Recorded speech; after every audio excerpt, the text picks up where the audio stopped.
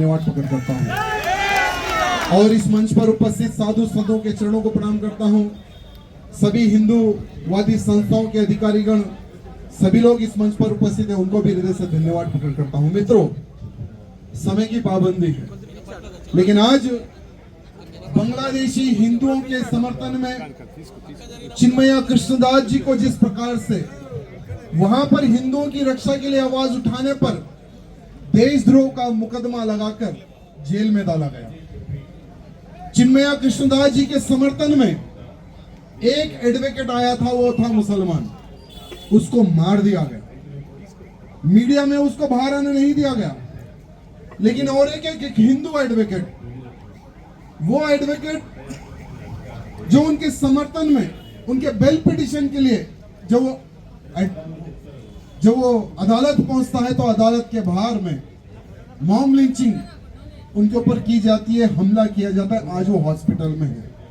मेरे मित्रों, हमें वो पल याद करने की आज आवश्यकता है और बांग्लादेशी आतंकियों को आज हमें यहां समझाने की आवश्यकता है कि वो दिन याद करो जब बांग्लादेशी मुसलमानों को पाकिस्तानी मुसलमान काट रहा था।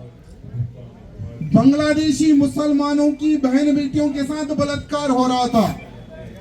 किसने बलात्कार किया था? वो समय पर पाकिस्तानी मुसलमानों द्वारा। लेकिन वो समय पर भारत में जो सरकार थी 1971 में, वो समय पर हमारी सेना ने बांग्लादेशी मुसलमानों की रक्षा के लिए सैन्य कार्रवाई की। तब जाकर पाकिस्तान से बांग्लादेश अलग हुआ। यह बात बांग्लादेशी उन मुसलमानों को समझने की आवश्यकता है जो आज हमारे हिंदुओं को टारगेट करके मारा जा रहा है। आज हिंदुओं को उनके सर काटे जा रहे हैं। आज बांग्लादेश में एक आदमी को बांधकर उसकी घरवाली का बलात्कार किया जा रहा है। बहन बेटी का बलात्कार बांग्लादेश में किया जा रहा है। मेरे मित्रों, आज भारत के हर कोने में बांग्लादेशी हिंदुओं को बचाओ, उस प्रकार से नारे लग रहे हैं।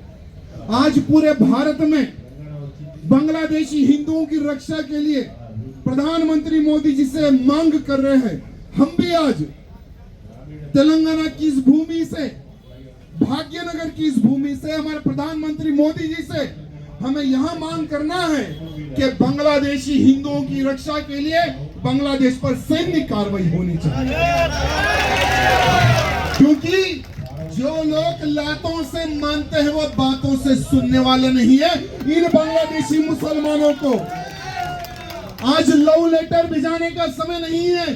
बांग्लादेशी मुसलमानों को उनकी औकात बताने के लिए सैन्य कार्रवाई होना बहुत जरूरी है। नहीं तो अगर और कुछ दिन अगर बीत जाएंगे तो बांग्लादेश में एक भी हिंदू जिंदगी जीवित नहीं रहेगा। मेरे मित्रों, क्यों? क्योंकि आज मैं यहाँ पर आते जब मैं मीडिया वॉच कर रहा था तो मीडिया में यह बताया जा रहा था कि पाकिस्तान से कुछ स्पेशली एक सैन्य को बांग्लादेश भेजा जा रहा है। वहां पर क्यों भेजा जा रहा है? क्योंकि वहां के हिंदुओं को किस प्रकार से खत्म करना है। यहाँ एक बहुत बड़ी हेडिंग नेशनल चैनल के हेडिंग में मैं देखा, जब मुझे बहुत गुस्सा आया कि आज इतने बड़े बड़े नेशनल चैनल में लोग आवाज उठा रहे, लोग बता रहे कि एक सैन्य पाकिस्तान से एक बल हिंदुओं को काटने के लिए बांग्लादेश पहुंच चुका है। आज हिंदू किसके तरफ देखेगा? आज हिंदू बांग्लादेश का किससे आवाज उठाएगा? किसकी ओर देखेगा? भारत की ओर। भारत की ओर आज एक निगाह लगा कर बैठा है बांग्लादेश का हिंदू के हमारी अगर कोई रक्षा कर सकता है तो वो एक देश है, वो है भारत और हमारे प्रधानमंत्री मोदी जी। तो हमारे प्रधानमंत्री मोदी जी से निवेदन करते हैं कि जब हमारे भारत में बांग्लादेशी मुसलमान घुसपैठ कर सकता है, जब हमारे भारत में रोहिंग्या मुसलमान घुसपैठ करके रह सकता है, जब बंगाल में 1 करोड़ से अधिक बांग्लादेशी मुसलमान चुप कर रह सकता है, वहां की सरकार उनके सपोर्ट में खड़े रह सकती है, तो मेरे बांग्लादेशी जो हिंदू जो बॉर्डर की ओर आकर खड़े हुए हैं उनको हम भारत में क्यों प्रवेश नहीं कर सकते हैं? आज ये मैं नहीं, भारत का हिंदू आज सवाल कर रहा है। मैं हमारे मोदी जी से निवेदन करना चाहता हूं कि जो बांग्लादेश में जिस प्रकार से हिंदू कट रहा है, वही हिसाब से भारत के हर कोने में आने वाले समय में हिंदू कटेगा। यह मेरी बात लिख के रख लेना मेरे हिंदुओं। क्यों? क्योंकि यहां भारत देश का हिंदू जाति में बट रहा है, राजनीति में बट रहा है। आज हमारी संख्या किस प्रकार से भारत में कम हो रही है। 1950 से लेकर 1915 तक का ग्लोबल सर्वे आया है, सर्वे चौंकाने वाला है। भारत में 7% हिंदुओं की संख्या कम हो गई है और मुसलमानों की संख्या 43% उनकी संख्या भारत में बढ़ चुकी है। यानी हमारा जो हिंदू है एक स्कीम को फॉलो करता है, हम दो हमारे दो, और वही जो हिंदुओं का दुश्मन माने जाने वाला, जो कट्टर, जो इस्लाम को फॉलो करने वाला, हम 5 हमारे 50 की स्कीम लेकर आगे बढ़ रहा है।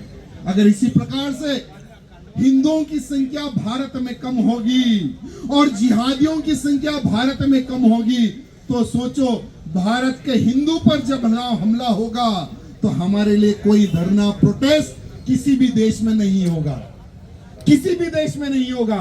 हिंदू जब कटेगा भारत में तो सोचो आप किस देश में भागोगे। इसलिए आज ఒకటే ఒక సమస్య, భారతదేశంలో ఎన్నో సన్యాస సాంప్రదాయాలు ఉన్నాయి, హిందూ సంస్థలు ఉన్నాయి.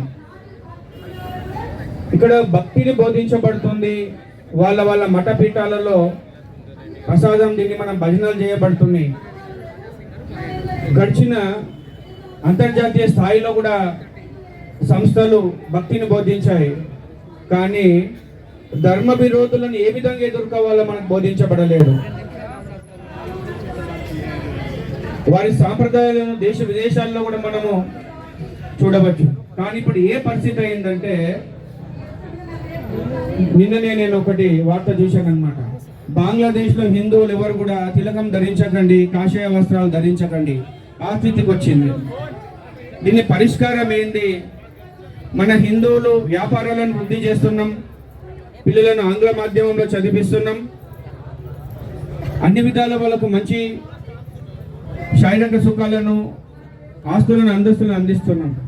కానీ ఒక చిన్న పిల్లాడు కూడా చెప్పగలుగుతాడు, భారతీయ సాంప్రదాయాల్లో మనము మన బిడ్డలకు ఎప్పుడు కూడా భగవద్గీతను అందించలేదు, రామాయణాన్ని అందించలేదు, అసలు భగవద్గీత ఎక్కడ బోధించబడిందో కూడా చెప్పలేదు. యుద్ధం చేయమని చెప్పేదే సనాతన హిందూ ధర్మం, అది బోధించబడిందే భగవద్గీత, కురుక్షేత్ర మహాసంగ్రామము. మన పిల్లలకు ఎక్కడ కూడా ధర్మానికి రక్షించమని మన పిల్లల తల్లులు ఎవరు కూడా పంపించడం లేదు. అక్కడెక్కడ గొడవలు జరుగుతాయో, మా పిల్లగానికి కూడా లాఠీ చార్జ్ జరుగుతుంది. ఇదే ఇదే ఇదే మనము స్వాతంత్రం వచ్చినప్పటి నుంచి మనం వింటున్నది ఇదే. దాని ఫలితమే ఈరోజు బంగ్లాదేశ్లో మనం ఎదుర్కొంటున్న సమస్య. అనేక సంస్థల పెద్దలు ఉన్నారు. కొంచెం కార్యక్రమ నిర్వహణలో నాకు ఇబ్బంది అనిపించిన బాధ్యతగా సమయాభావం వల్ల చెప్పాల్సి వస్తుంది. అన్యదా భావించకండి. సమయాభావం దృష్ట్యా అతిథులందరూ కూడా మన ముఖ్య అతిథులు మాట్లాడాల్సింది సంఘ పెద్దలు. ఇప్పుడు और भारत के भी जो ऐसा हो रहा है, इसलिए मैं हमारे सनातनियों से कहता हूँ कि दम से क्या करो, भारत को बचाओ, सनातन को बचाओ और भारत के लोकतंत्र को बचाना है। और भारत को बचाना है तो हमें जनसंख्या बढ़ाएंगे, जातिवाद, छात्रवाद, भाषावाद, भेदभाव के ऊपर कटकर हमें बर्बाद करके इन त्यागियों को तोड़ जवाब देना पड़ेगा। जब जाके हमारे देश का लोकतंत्र मजबूत रहेगा। नहीं तो जाति मानसिकता बढ़ती है और लोकतंत्र की पीढ़ा होती है। आज आज भारत और पाकिस्तान साथ साथ आज भारत में कानून कराना है, इसलिए हर व्यक्ति रोजगार और पाकिस्तान इलांटी से दौरा लेके हर देश में जाना है।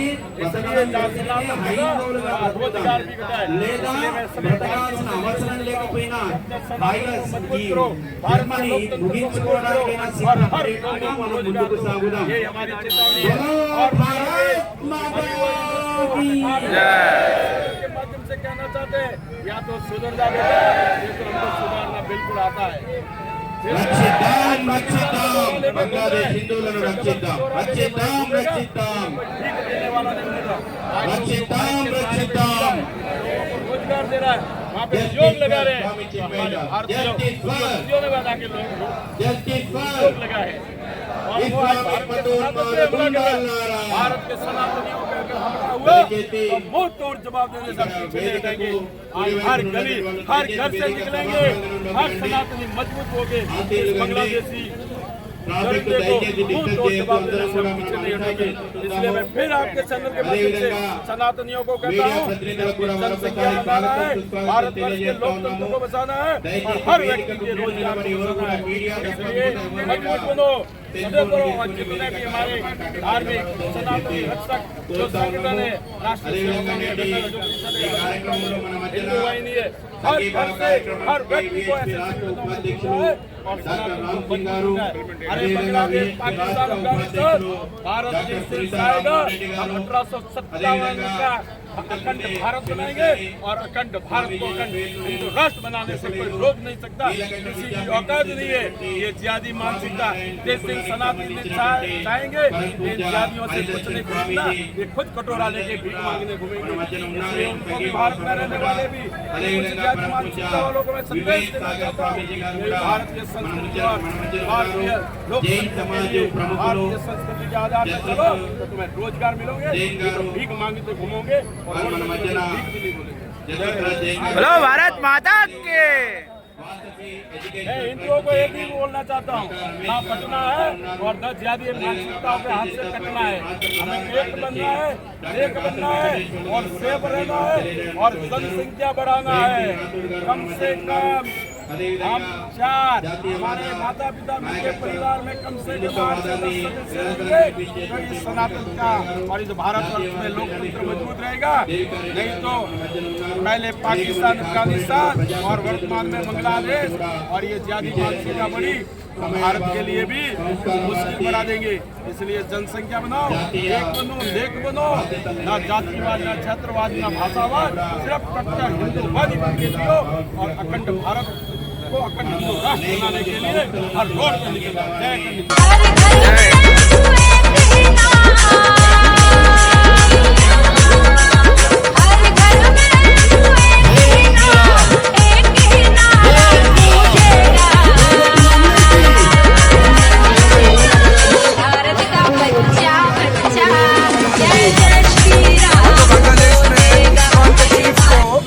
जेल में डाला गया है, उनका क्या दोष है उनको जानना है। उनका दोष यही था कि हिंदुओं पे जो अत्याचार हो रहा है उसको प्रोटेस्ट करने के लिए वो बोले, सिर्फ उसके बाद उनको जेल में डाला गया, आतंकवादी घोषित किया गया है। मतलब हर एक हिंदू का आवाज़ बंद करने की कोशिश वहाँ पे की जा रही है।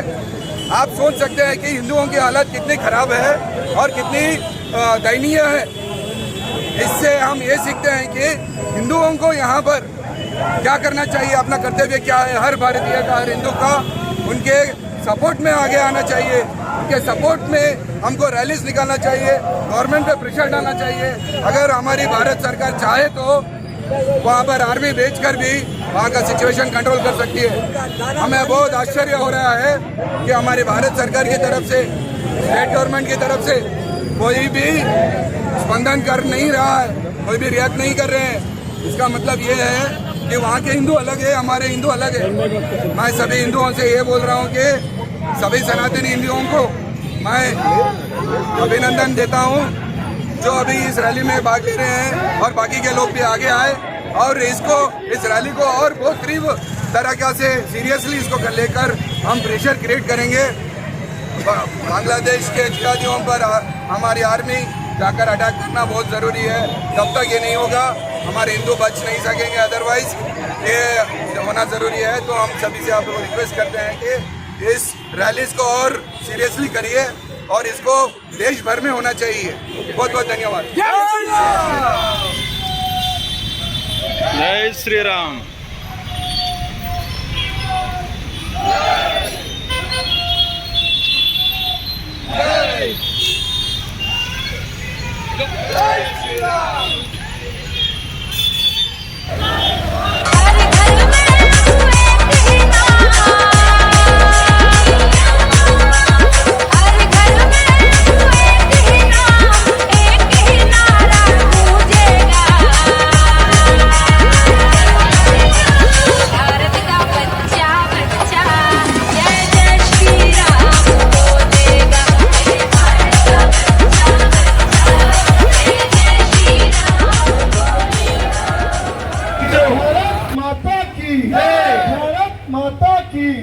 కదం కదం కలుపుదాం, కదం కదం కలుపుదాం, మన ఐక్యత చాటుదాం, కలిసుంటే నిలబడతాం, విడిపోతే పడిపోతాం, కలిసుంటే నిలబడతాం, విడిపోతే పడిపోతాం. జై శ్రీరామ్, జై శ్రీరామ్, భారత్ మాతా కీ జై, భారత్ మాతా కీ జై.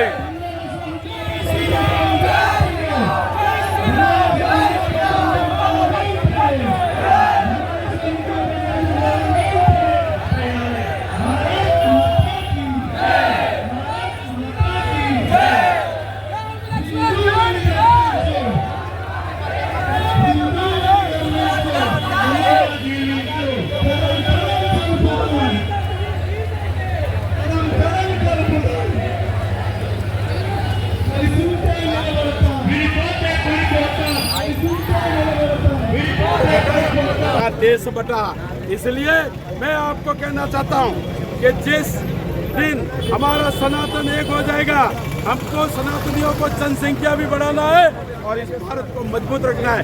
इस भारत के लोकतंत्र के लिए हमारे बाबा साहब ने कहा था कि जब तक इस देश में ये जाति मानसिकता रहेगी, जब तक इस देश कटता रहेगा, इस देश में दंगे होते रहेंगे। परंतु कुछ स्वार्थियों ने इन जिहादियों को ये रखा, क्योंकि उनको अलग देश देने के बाद में भी वो यहाँ से नहीं गए। इसलिए मैं सभी सनातनियों को कहता हूँ, हमें जनसंख्या भी बढ़ाना है, देश के रक्षक बनना है, हमारे सनातनियों के संगठनों से जुड़ना है, और जब सनातन पे हमला होता है तो हमें ईंट का जवाब पत्थर को देने के लिए हमें हर जगह आना है, उनको मुंह तोड़।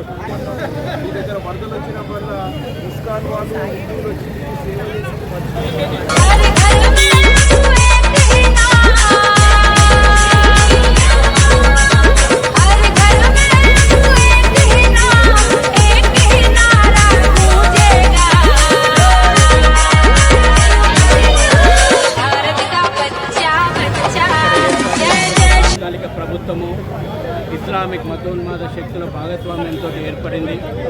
మహమ్మద్ యూనిస్ నేతృత్వంలో పట జమైతే ఇస్లామియా, హర్కతుల్ తహజీర్ అనేటువంటి సంస్థల భాగస్వామ్యంతో ఏర్పాటైనటువంటి ప్రభుత్వం. హిందువులపైన అక్కడి ప్రభుత్వమే, పోలీసులు, మిలిటరీయే స్వయంగా ముందుండి హిందువులపైన అత్యాచారాలు, హత్యలు కొనసాగిస్తుంది. వీటిని వెంటనే నిలుపుదల చేయాలని చెప్పి డిమాండ్ చేస్తూ విశ్వ హిందూ పరిషత్ ఈరోజు దేశవ్యాప్తంగా అన్ని రాష్ట్ర రాజధానుల్లో కూడా శాంతియుతమైనటువంటి నిరసన ప్రదర్శనలు చేసి బంగ్లాదేశ్ ప్రభుత్వాన్ని మేము డిమాండ్ చేస్తూ ఉన్నాం. వెంటనే అక్కడ హిందువులపైన అత్యాచారాలను నిలుపుదల చేయాలని చెప్పి, హిందూ దేవాలయాలకు రక్షణ కల్పించాలని, హిందువుల యొక్క ఆస్తులకు రక్షణ కల్పించాలని చెప్పి డిమాండ్ చేస్తూ ఉన్నాం.